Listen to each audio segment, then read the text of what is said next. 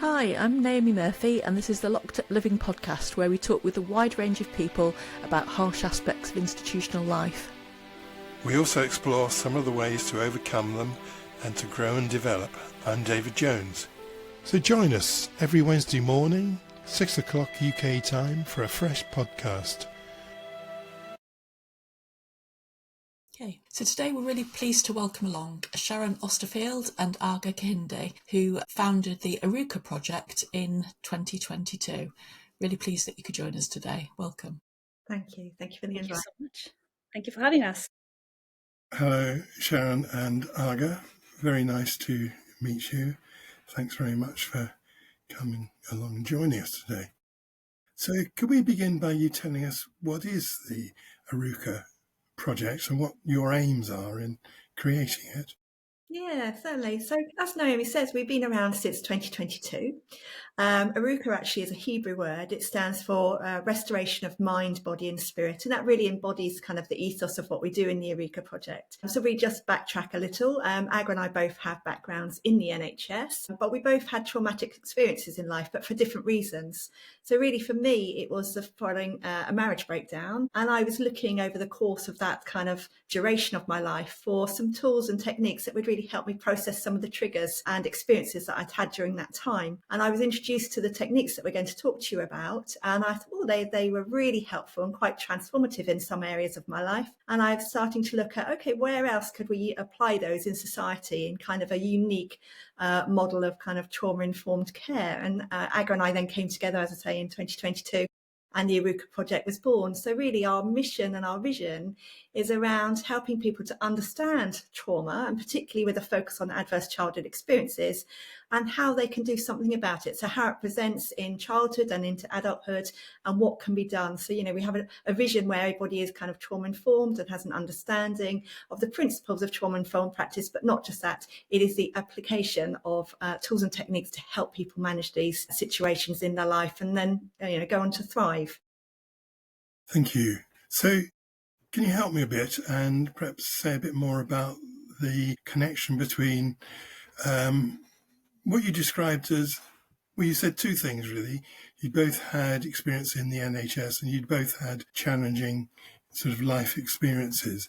Can you say a bit more about the transition from those ideas and experiences to the Arukah Project?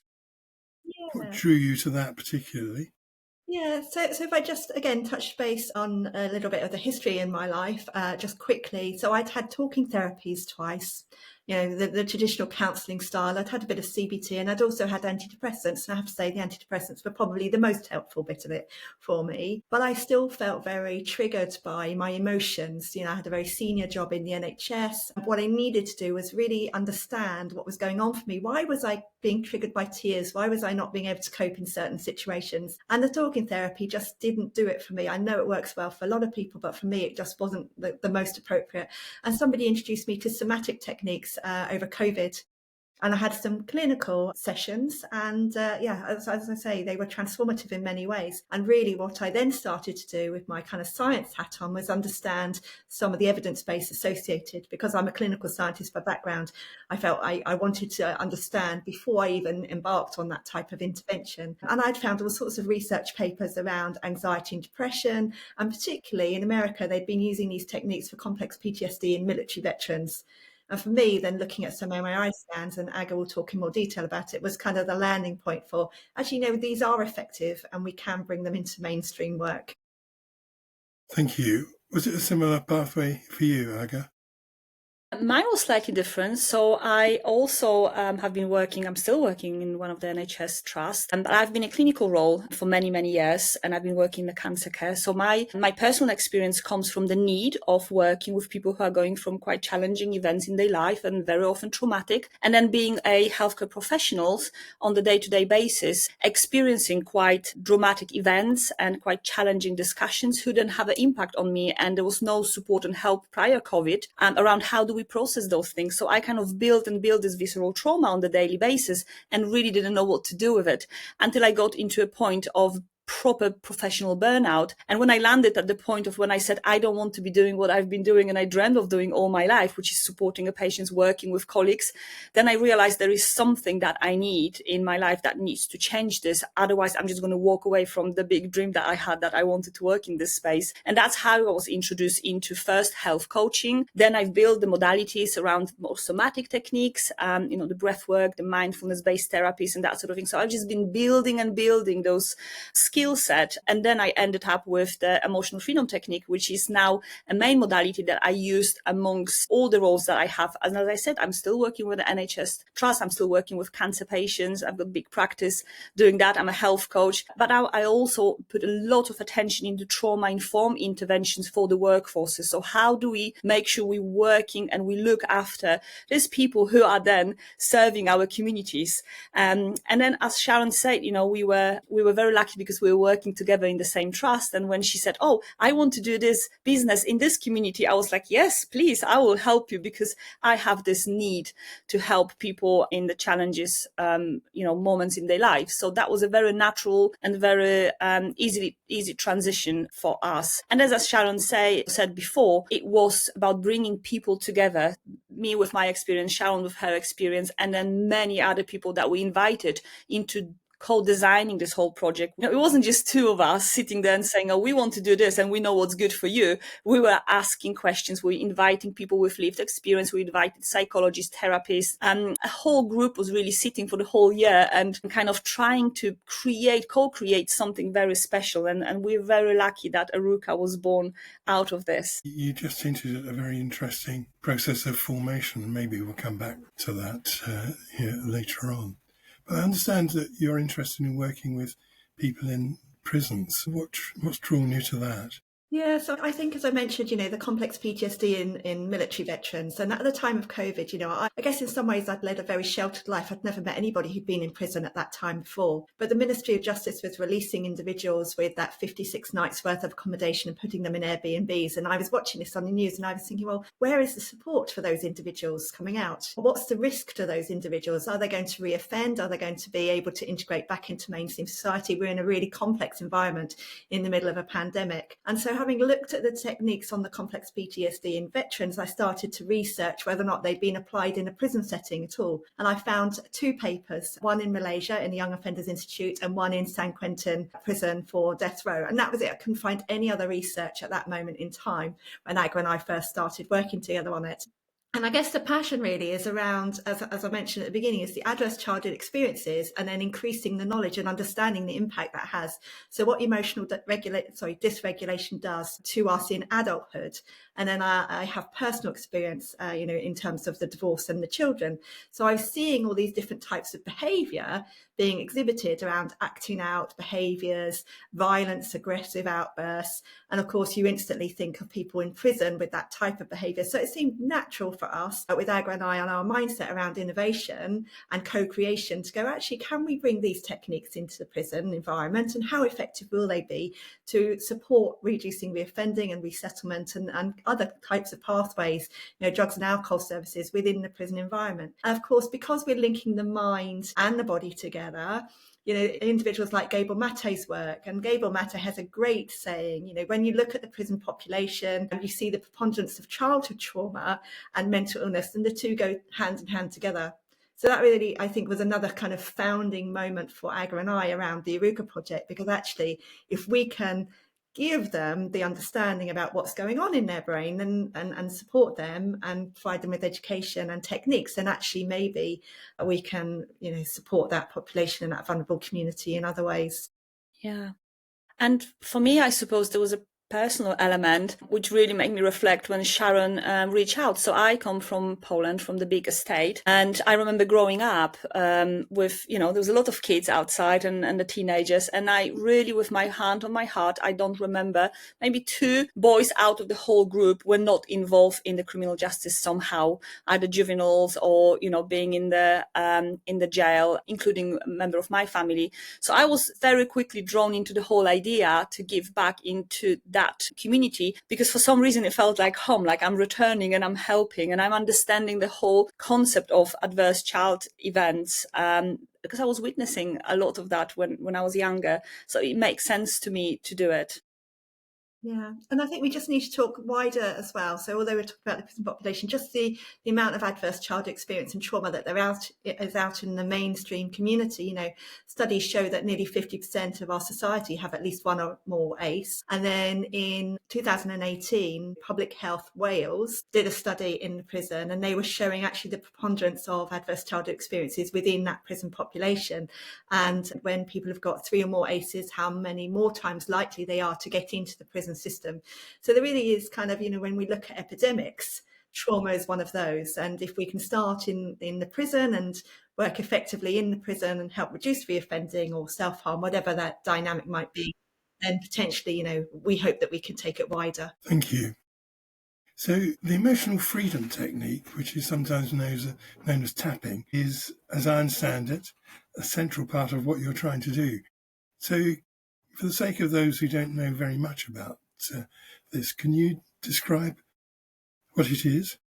Absolutely. And I hope more and more people will know what this is by now. But clinical EFT, this is the modality that we use, is manualized, which means we're all using the same protocol. So we're all practicing this and doing this in the same way. And it's an evidence-based, simple stress reduction technique. And it uses elements of cognitive therapy, which is very well known now, with physical stimulation of acupressure points. So EFT often is referred as tapping, as it actually says, it does what it says. So it's using a 2-finger tapping process on particular points of the body and the face.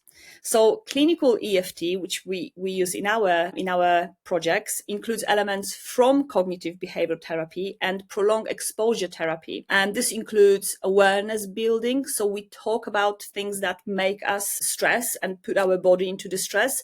And also the imaginal exposure element, which is, you know, things that we worry that are not happening in the moment. So that could be something that we worry about will happen in the future. And then we use elements of cognitive reframing. So we're talking about that from different aspects, and we're trying to move and change those ways we think about things, or pre-framing, and then systematic desensitization. So in the simple language means that, you know, we're making our nervous system down-regulate. So even if we're thinking about things that may make us feel stress, or we're talking about things from the past that put our body into that distress, we are calming the nervous system response. So the next time you do talk about this, your body doesn't respond in that. So mechanism of EFT, because a lot of people probably will be like, so how does it work? So what we know from the research now, that EFT appears to affect the amygdala, so our stress center in the brain, and that little bit that sits next to it, which is called hippocampus, and that's our memory centers. And we know that they both play a massive role in decision-making process when we are deciding whether something is a threat or not. And we do that on the daily basis. The moment we wake up, we read the room, we read the environment, we read people around us, whether this is something that is threat or not. So when you think about the prison population, the moment they wake up, the body is straight away getting into that fight and flight response, because obviously the environment that they're in. So they're living in that prolonged chronic stress response. And we know that also EFT has been shown that the low cortisol level, and cortisol level is our stress hormone level.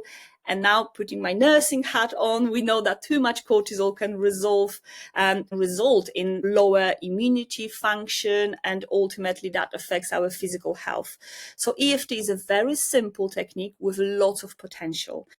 And I'm also going to add this, because this is really important, that therapists who are effective in working with people who have traumatized experiences, long time ago recognized that talking therapies are not enough for healing the damage that is caused by catastrophic events, abusive events, traumatic events. And we know that, the great influential paper by Bessel van der Kolk, and then consequently the book that he wrote, he really underlines this point. He says that psychological changes to the body and brain following traumatic experiences become encoded in our body, encoded in the viscera. It sits in our bodies and require treatment that engage the safety system of the brain first, so that, amygdala, hippocampus, before we try to promote new ways of thinking.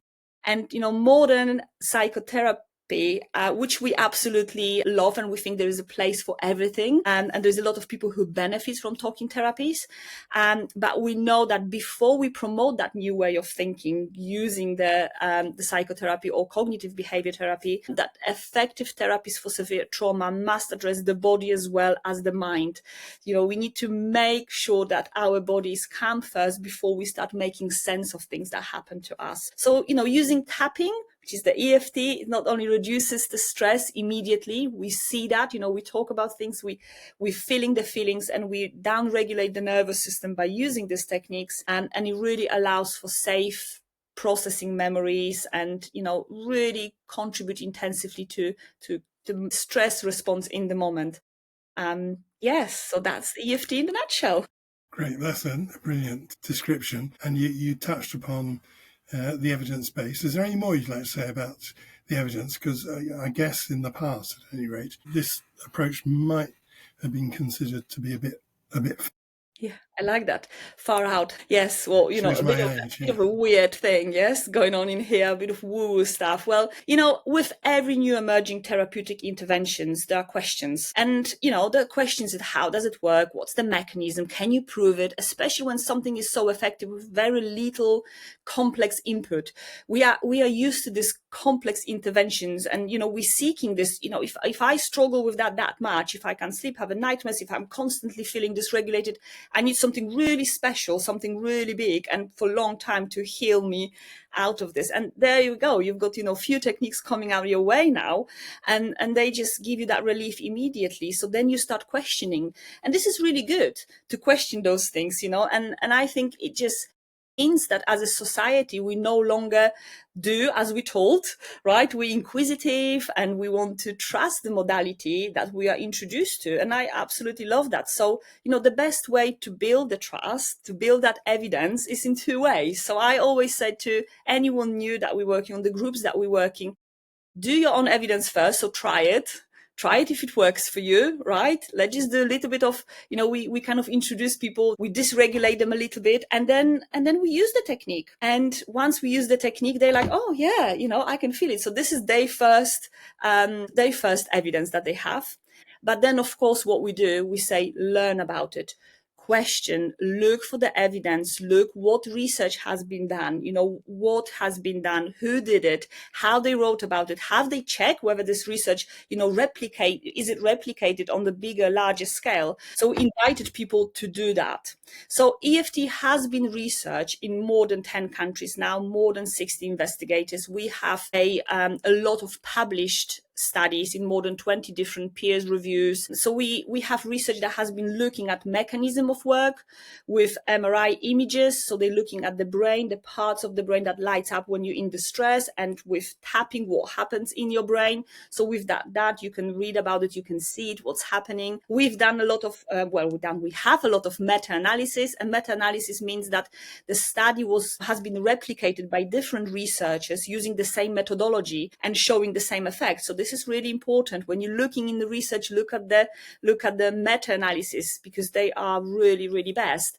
So, the studies that looked at the biomarkers, so the heart rate variability. So when you do a little bit of tapping, what happens into your heart rate, all the manifestation of stress that you will have, the cortisol level, we know that reduces the cortisol level, and many others, the subjective experiences of how you deal with the stress, the nightmares, a lot of this. So efficacy has been established for so many different issues like phobias, post-traumatic stress disorders, anxiety, depression, pain, and everything that you think that comes with either post-big traumatic events or with chronic and prolonged stress as well. Yeah, EFT significantly increases positive emotions and self-esteem and resilience. And what we're really focusing in our work is that engagement piece. So, in between. So people who really tried so much, they've been going through a lot in the early childhood. Then now they're living with that consequences of trauma, very often from deprived areas. Now they kind of, they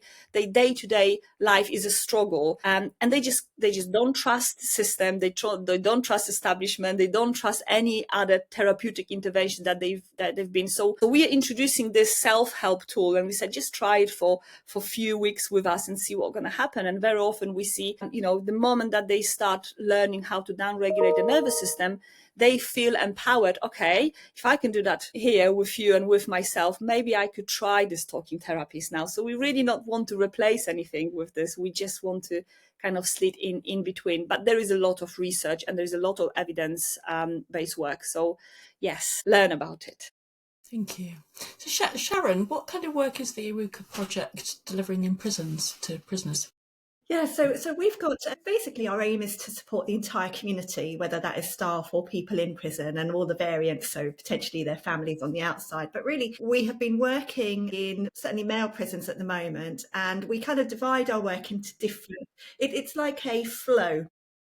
So we provide what we call psychoeducation at the start, and that can be a 3-day course. It's our signature stress to strength, which, as Aga said, we co-designed with people with lived experience and all sorts of things. And that's seen to be very much an educational piece, and that kind of runs on half-day sessions. And then from that, we then can develop variants of the model depending on the community that we're working with. So that might be one-to-one intervention in terms of the trauma-informed somatic coaching that we do. And that's usually for individuals that either want to self-nominate themselves, or when we worked alongside drug and alcohol services or the prison itself, so the OMU, and they'll say to us, oh, we've got somebody that we'd like you to go and see.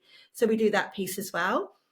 Also wing work, because Aga's our trained practitioner and we've got a team of other practitioners, but I'm not a trained practitioner, but I love to do the wing work. So that on the wings, I get small groups of individuals who are like, what are you doing this? And they come up and they talk, and we do the bit of psychoeducation, and it's very experiential, and they might talk about some of their experiences, but obviously being very mindful of the environment in which we're in. And then I just teach the techniques. We teach the techniques on the wing-based thing. So that's really interesting to see the dynamics of, the uniformed officers watching what these guys are doing and whether or not they want to engage or just stay a bit standoffish.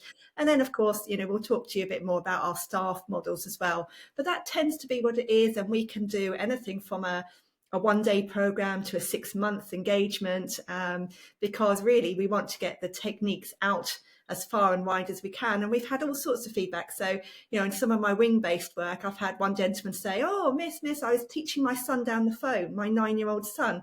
So you can see just kind of the ripple effect that actually what we want to do with Arukah is really kind of stop that generational impact of people going into prison or addiction. And actually, if they feel capable of speaking to their son and saying, oh, you've got to tap here and you've got to do this, that actually, that then builds that kind of trust between that parent and that child, but also potentially stop some of that generational impact going wider. So we know that there'll be lots of things that we won't be able to ever measure as part of Arukah, but people will get the benefit. So that's how we tend to work with the people in prison. From a staff perspective, we've got a number of different offerings again, and we focus that on the 4 R's of trauma-informed practice on the Sanford model, about recognising and resisting, and then, of course, having the techniques. And Aga can talk more about that in a moment. But our workforce model is called the resilient practitioner or the resilient workforce.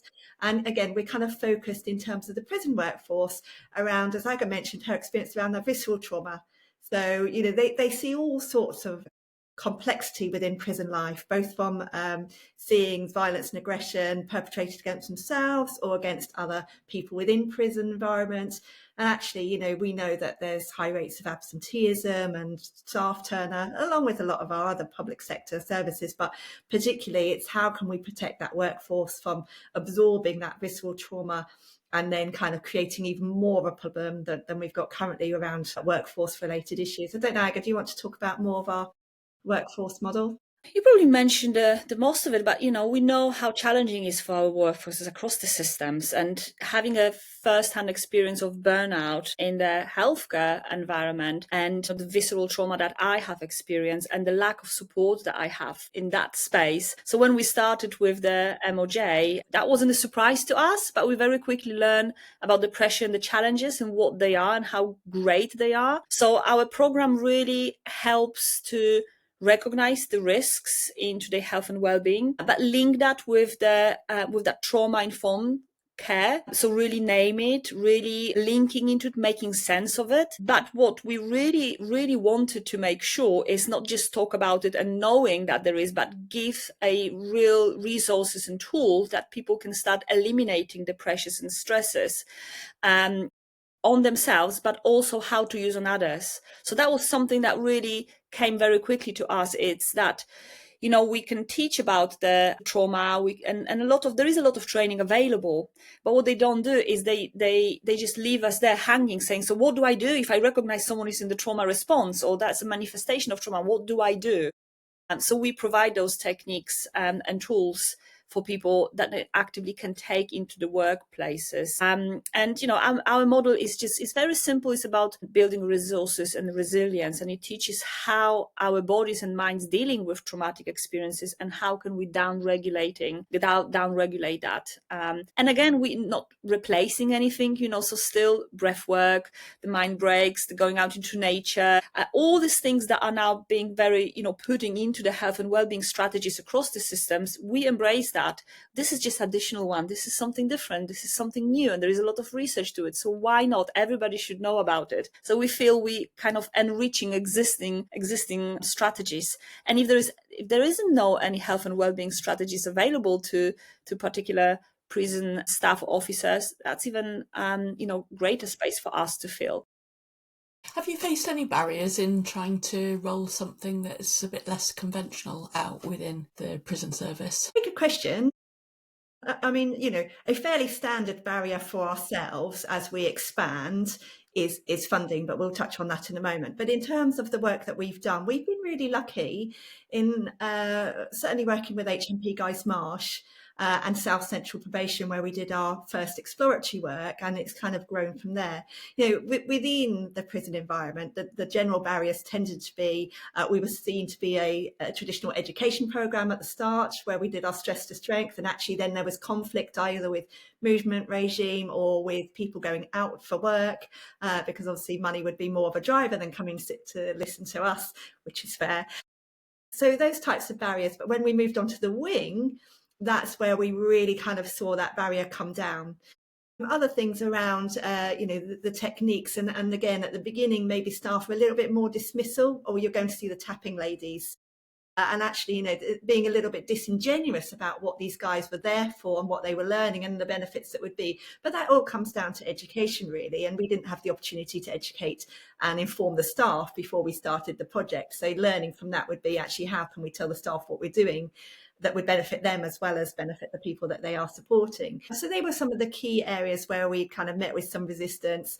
Genuinely, though, as I say, once the guys really understood what we were doing, it was embraced. And we've been to a number of different prisons, and we've had all sorts of different responses, particularly from the people in the prison, where we've had, what was it? I want to say it was a questionnaire. It's not a questionnaire. What's that word I'm looking for? A petition. We had a petition from about 63 individuals saying we want them back.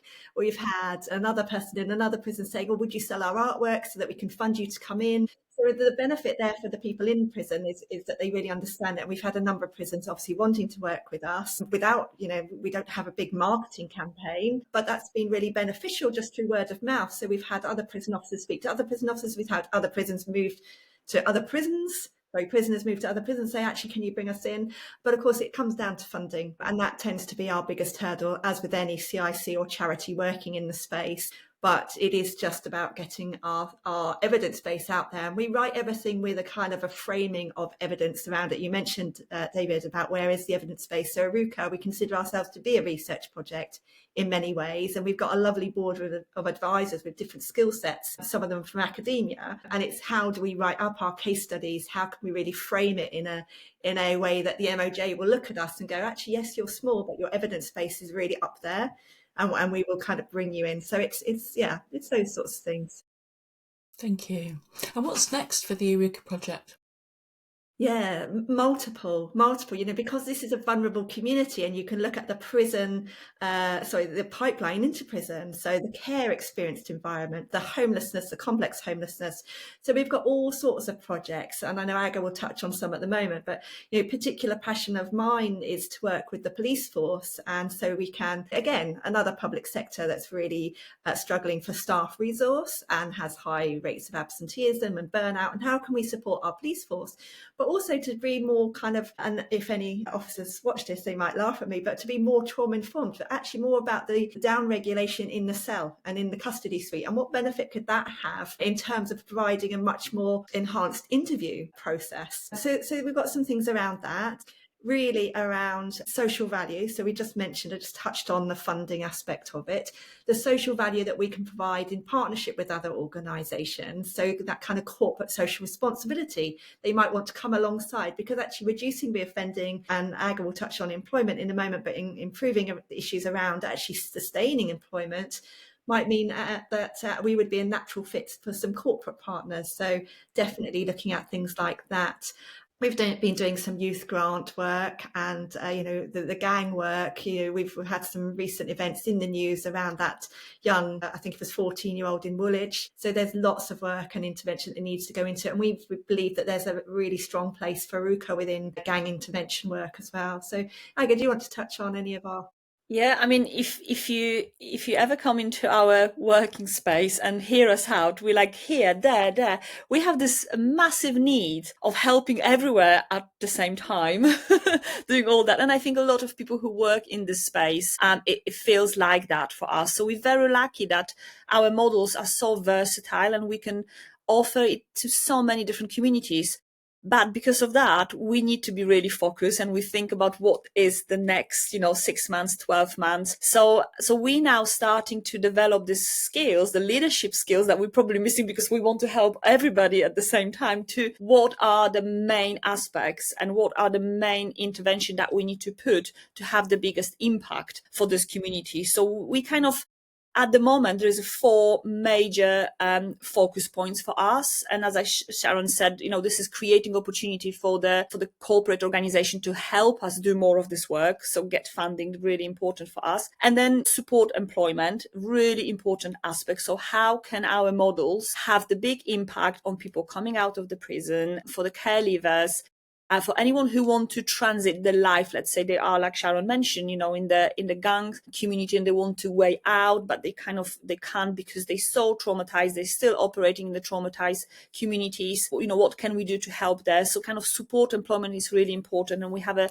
really nice project now. It's a research project that we're looking at and building the pathway, education with the holistic support pathway to help people move into employment with all this trauma and these challenges that they have. So that's one part that we're really going to put focus in the next 12 months. And the next one is accommodation. Accommodation is a big issue and big risk. So we looking at the project at the moment, developing the projects of how can we support a safe and holistic models in the accommodation model as well. So this is something that we're really passionate about because we feel that sustaining accommodation is really important to people who have experience and history of trauma. We really feel that Arukah models can greatly fill that gap. And also what Sharon mentioned about the police, but there's other, across the system, there is a need. So we really want to foster and develop better relationship with workforces who are supporting this vulnerable community. So, schools, we work with schools because that's kind of, we can pick up early intervention to help young adults not to get into situation when they can be in the pipeline to a prison care leaver. So we work with organizations across the country who's supporting those young people and people living the care. So there is a lot of little projects that we do, a lot of opportunities, and we love collaborating. We definitely want to move away from we are standalone, we know what we're doing and we're the best in what we're doing. We don't feel like that. We feel like there's so many different charities and so many different organizations that we like to collaborate with because we are in between intervention. We're not replacing anything and we really want to have that strongly. And because we are creating, because we are doing new models, we're doing a training, we also, we're just about to launch the Arukah Academy in which people can come and can learn the techniques, they can learn approaches, they can learn the models. We are all about sharing. So we have a lot of collaborators with us, a lot of academics who are building courses. They want to share everything about those models and techniques that we're using. So look for the space for the Arukah Academy. And I just want to touch on one thing that I guess we've kind of not really talked about, but is our lived experience aspect of it. So, the first year was co-designed and it was very much with lived experience. And actually, subsequent to that, that is our really core theme. But really fundamental, when you asked what's next for Arukah, is really expanding on that. So we do teach the techniques to people with lived experience. We bring them in as facilitators. We brought in one of our team members when we started the work at Guy's Marsh. And, Aga and I have a passion to put them through various pathways of coaching and, developing their skills in these techniques as well. So I really wanted to just stress we've talked a lot about lived experience, but actually fundamental to Arukah is our lived experience team and helping the co-design aspect and how we can grow that even more. So how big is your organisation? How many people are part of it? Yeah, so we have, Aga and I are the core drivers at the moment, and then our lovely lived experience colleague Claire. So we are the kind of the three directors, as it were. Outside of that, we have a team of about 10 practitioners, all focusing in multiple modalities, but all with the kind of core of emotional freedom techniques as well. And we have a wonderful board of advisors, ranging from Professor David Best, working out of Leeds Trinity, we know internationally renowned addiction recovery specialist, and Dr. Christina Buxom. She comes out of the University of Chester, and she has a great reputation around trauma and trauma-informed practice. And then, of course, we've got people that have worked in HMPPS, so Paul Baker and others. So we have a great team of advisors, a wonderful team of practitioners, and we're just growing from there, really. So I think we've probably got about 15 people at the moment within the organisation, and just onboarding as our reputation grows, more and more individuals each time. Great, so that's very helpful. And you have described quite a lot of things that you do, which makes it sound as if you're spread quite widely, really. And of course, as you mentioned, there are quite a number of other organisations who do those things as well. So if I was a prison governor looking to spend my excess funding on something, what would you look like to them? So I think the model that we've described, but as we say, we do co-design and co-create, but the model we described would be the initial education piece, psychoeducation on the 3 days, coupled in parallel with some wing work and some one-to-one work. But I think what makes us more unique is, as Aga said, the versatility of our model and our interventions, because as she said, there's lots of trauma-informed organisations out there, but what they are missing, in our opinion, is that piece around the resisting re-traumatisation and the tools and techniques that support that. So yes, it's great to learn about adverse childhood experiences, it's great to learn about trauma, but as Aga said, what do you do about it when someone presents with you in an emotionally dysregulated way? The other thing is the speed at which our tools and techniques can be implemented and used and self-applied. And we see that from some of the case studies. Now we're working with some IPPs that just had their licenses terminated. So they now feel free to actually access mental health support for their anxiety, depression, their symptoms. But of course, our lovely NHS has huge waiting lists, and EMDR being the wonderful mainstay therapy prescribed on the NHS, which, some of our colleagues have waited 2 years to have. These individuals can't wait 2 years to have it. So if I just give a quick case study for somebody that had approached me via referral from UNGRIP, wonderful gentleman, we were on our 3rd session and he has felt so much benefit. He's saying that he's sleeping better, he's not having the nightmares, he's also having talking therapy, so he's having counselling. At the end of his counselling session, he didn't have the ruminating thoughts that usually last him a day. They went very quickly, and we see that in the prison as well with our case studies of people in the prison. So from a governor perspective, we are bridging that gap between the mental health provision that's so stretched as a resource and able to implement something that works so quickly and so effectively in a large proportion of their population. But not just that, Aga mentioned around enablement. So we have seen that some of these individuals have gone to work after 2 sessions with our therapeutic team, where they'd never been to work. They were prolific spice users, just kind of what I would consider to be festering in their cells, not engaging in anything. They've gone to work, they've engaged in education, they've decided they want further therapeutic input. So we see lots of that very quickly. And that's down to the combination, I think, of the techniques, but also the therapeutic coaching approach, because this isn't just using the techniques of EFT, it is combined with the coaching methodology as well. Thank you. And again, putting myself in the shoes of that financially well-endowed prison governor, where could he or she go to find out more about your organisation and more about EFT? So if I speak about EFT first, so there's a great resources available. Because EFT is such a new-ish modality, we are very lucky that the majority of the research has been done in the era that all the research papers were online. Therefore, we could track and create a great library of the case studies and the great research paper. So you can go, the EFT International is the EFT professional body. So this is where we need to uphold the standards for practice. We have to have a supervision. If you are a certified practitioner, you have to have a supervision. You have to have your CPD. So like you would normally have with any modality that you are trained in and then practicing in. And they have great resources. So we have a library with a lot of papers, and you can search them by, let's say, EFT for PTSD, EFT for anxiety, and we'll have the case studies and the latest research paper. So that is updated on the regular basis. Another very good website to look in if you want to read about EFT's evidence-based EFT. And this is a website led by international, very well-renowned professor of Bond University, who's done the biggest amount of research on EFT. And so again, that website is really good to look at. And if you want to learn about the Arukah Project, of course, our website is the place to go, and you can find out about each of the projects that we're running at the moment. You can find out about the upcoming upcoming events that we have, and also link into Arukah Academy and see what's there and what you can learn. Thank you. Besides tapping, what other advice would you give to listeners to protect their well-being?